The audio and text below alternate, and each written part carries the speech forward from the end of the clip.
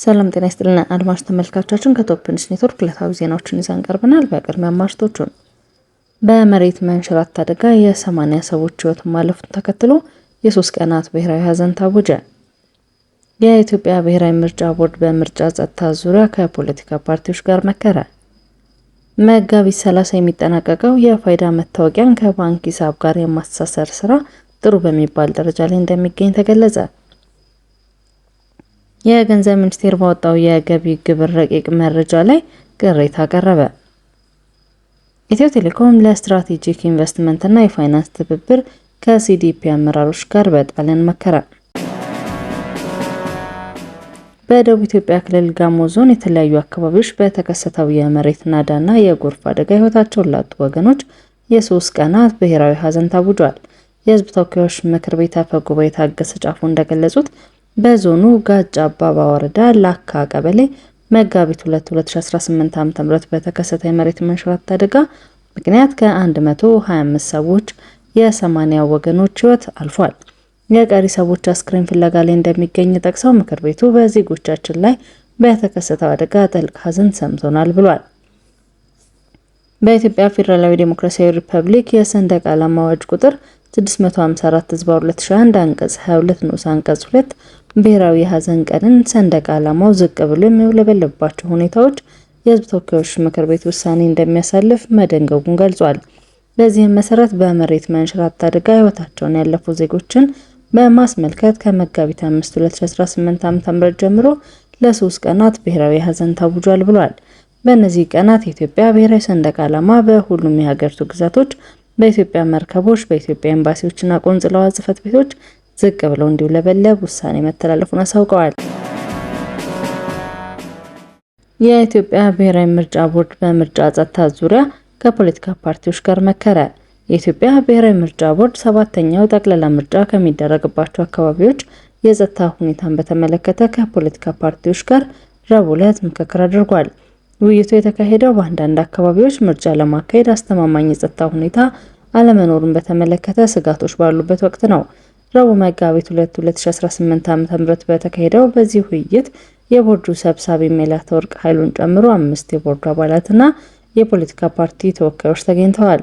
ቦርዱ ቀደም ሲል የፖለቲካ ፓርቲዎች ስጋት እንዳለባቸው በለያቸው ስፍራዎች ዙሪያ ተጨማሪ ማብራሪያ ሰጥቷል።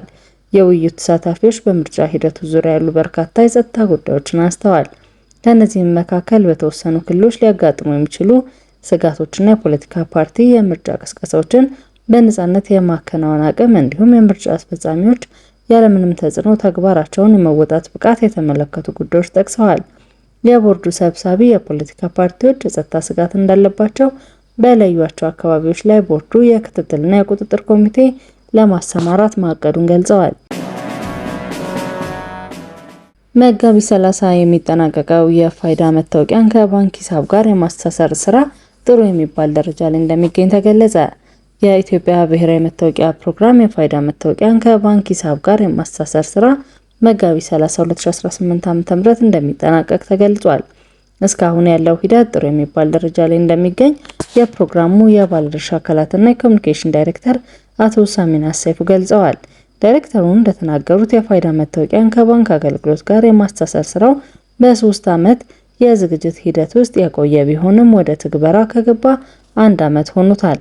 በአሁኑ ወቅት የባንክ ደንበኞች በአካል ወይም በኦንላይን አማራጮችን በመጠቀም መታወቂያቸውን ከሂሳባቸው ጋር እያስተሳሰሩ ይገኛሉ። አቶ ሳሚናስ የባንክ ሂሳብን ከፋይዳ ጋር ማስተሳሰር በብሔራዊ ባንክ አቅጣጫ መሰረት እየተከናወነ መሆኑን ጠቁመዋል። የዜና ምንጭ የብሔራዊ መታወቂያ ፕሮግራም እንደሆነም ተገልጿል። መረጃው አክሎም ህብረተሰቡ መታወቂያውን ከባንክ ሂሳብ ጋር በማስተሳሰር ሂደት ውስጥ በሚቀርበው ግላዊ መረጃ ትክክለኛነት ላይ ጥንቃቄ ሊያደርግ እንደሚገባ አሳስቧል። የተሳሳተ መረጃ መስጠት ለወደፊት በሚሰጡ በርካታ አገልግሎት ላይ ችግር ሊፈጥር ስለሚችል መዝገባውን ከማከናወናችን በፊት መረጃውን በአግባቡ ማረጋገጥ እንደሚያስፈልግ ዳይሬክተሩ አስታውሰዋል።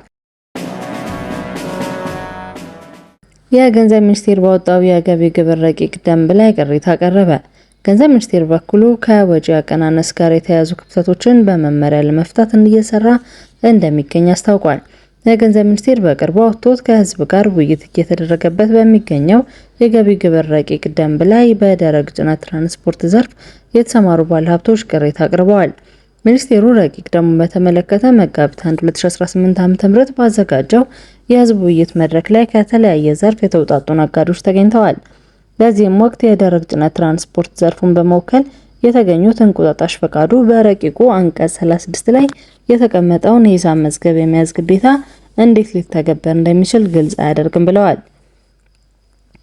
ተወካዩ አክለውም በየመንገዱ ባሉ ህገ ወጥ ኬላዎች ላይ አስገዳጅ ክፍያዎች እንደሚጠየቁና ለነዚህም ወጪዎች ደግሞ ምንም አይነት ህጋዊ ማስረጃ ወይም ደረሰኝ ማግኘት ስለማይቻል ዘርፉ አሳሳቢ ፈተና ውስጥ መውደቁን አብራርተዋል። በውይይት መድረኩ ላይ የተገኙት የገንዘብ ሚኒስቴር የህግ ጉዳዮች መምሪያ ኃላፊ አቶ ተወዳጅ መሐመድ የሙያ ማህበራት ጨምሮ ከተለያዩ አካባቢዎች ጋር ውይይት መደረጉን አስታውሰዋል። ኃላፊው አክለውም ከወጪ አቀናነስ ጋር በተያያዘ የሚስተዋሉ ክፍተቶችን ለመፍታት ሚኒስቴሩ እየሰራ መሆኑንና ይህንን የሚመስል መመሪያ በመውጣቱ ላይ እንደሚገኝ በመግለጽ ምላሽ ሰጥተዋል። ከዚህ ቀደም የገቢ ግብር ደንቡ ከተሻሻለው አዋጅ በተቃረነ መልኩ በጥብቅና ስራ ላይ የተሰማሩ የህግ ባለሙያዎች የተጨማሪ እሴት ታክስ እንዲከፍሉ የሚያስገድድ ድንጋጌ አካቷል በሚል የህግ ባለሙያዎች ተመሳሳይ ቅሬታ ማቅረባቸው ይታወሳል። በወቅቱ የፌዴራል ጠበቆች ማህበር ይህንን ጉዳይ ለመፍታት ከገንዘብ ሚኒስቴር ጋር በመተባበር የመፍትሄ ጥናት እያደረገ መሆኑን ጠቅሶ መዘገቡ አይዘነጋም። ኢትዮ ቴሌኮም ለስትራቴጂካዊ ኢንቨስትመንትና የፋይናንስ ትብብር ከሲዲፒ አመራሮች ጋር በጣሊያን መከረ። የኢትዮ ቴሌኮም ዋና ስራ አስፈጻሚ ፍሬህይወት ታምሩ የሚመራው ከፍተኛ የስራ አመራር ልዑካን ቡድን በጣሊያን ሮም ከሲዲፒ ከፍተኛ አመራሮች ጋር በስትራቴጂካዊ የትብብር መስኮችና ለታላላቅ ኢንቨስትመንት ፕሮግራሞች ሊውል በሚችል የፋይናንስ ድጋፍ ላይ ያተኮረ ምክክርን አካሂደዋል። ይህ የሁለትዮሽ ውይይት የኢትዮጵያን የዲጂታል ትራንስፎርሜሽን ለማፋጠንና የዲጂታል መሰረተ ልማት ስነ ምህዳሩን ለማስፋት ያለመውን የኩባንያውን የቀጣዩ አድማስ የዲጂታላይዜሽን ከዚያም ባሻገር የ2028 ስትራቴጂ ለመደገፍ የሚረዱ የፋይናንስ አመራሮችን ለማፈላለግ ትኩረት ያደረገ መሆኑን ተቋሙ ገልጿል።